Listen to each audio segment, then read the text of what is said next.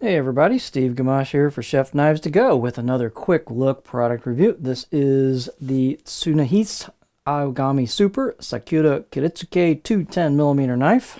Easy for me to say, sort of. So the core steel on this, the cutting edge steel in the center, is Aogami or Blue Paper Super reactive high carbon steel. Heat treats around 63 Rockwell.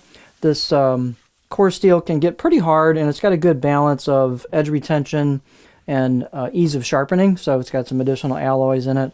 So you should have really good edge retention. The sharpening is quite reasonable with good quality sharpening stones, and just a really nice steel for kitchen knives.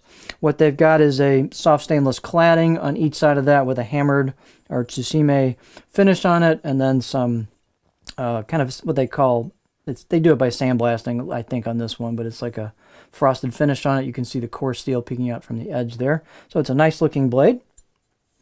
Let's look at the dimensions and weight. They should be fairly similar from knife to knife, but you can get a little bit of variation.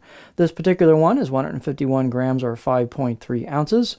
The edge length is 212 millimeters or about 8.3 inches from tip to the back of the heel.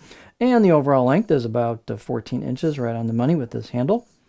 The spine thickness is fairly thin blade overall. I got about 2.1 millimeters, just pretty much all the way across. And then you get the turn, the corner there with that reverse sword type tip on it.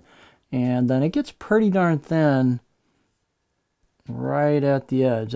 Or right at the tip. That's quite thin, folks. That is skinny, skinny, skinny. The edge is also pretty thin as well, so the performance should be very, very good on this thing. Pretty much where you can see this demarcation line is about where the grind starts and then goes down to the edge, almost exactly like what you see there, pretty much right on the money. It's a very nice looking blade. Height is about 46 millimeters on this sample, and with this handle you do have a spot for your finger. You got a little bit of room there for a finger to go in on your pinch grip if you grip that way, so you got plenty of clearance there on the knife blade. The handle's very nice looking oval cherry, which is a really nice looking wood with a red Paca wood ferrule on it, and they've got looks like a pretty tight glue up job here on this, where they've sealed it up pretty nicely. So the handle's fairly light, so that's going to bring the balance point pretty far forward. There's your balance point, and that's kind of to be expected. You got a light handle, fairly long knife that's tall all the way down. So there's your balance point. So from a pinch grip perspective, you've got a little bit of a blade forward, weight forward balance bias on it, which actually gives you some cutting power. So it actually feels pretty good in hand. Let's get our beauty shot here, and then we'll get a close-up. Really nice looking knife. So you've got some, here's your hammered finish on it, or tsushime finish. Here's your frosted blade grind, or blade road, some call it. And then you've got the edge steel peeking out. Kind of really cool how the cladding gives way to the steel, kind of a swirly pattern. You've got some laser engraved kanji on the right side of the blade, as you'd be using it. And then we've got some embossed kanji on the left side of the blade. So here's the left side of the blade. Fit and finish is nicely done. They've taken off just a touch on the corners of the spine, and then they've taken off some on the choil here into the neck, into the handle, so it's quite comfortable out of the box. Out of the box edge on this, I'll give it a 5 out of 10.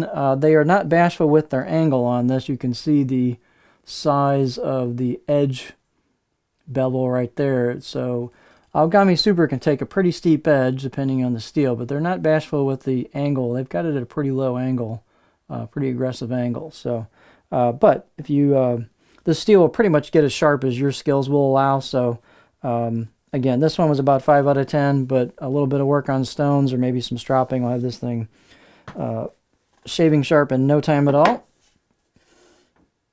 So let's take a look at the cutting board profile. This is not going to be a rocker. It's not the type of blade this is. You can see the tip is very, very low in relation to the knife center line, which is this style of knife. So you do have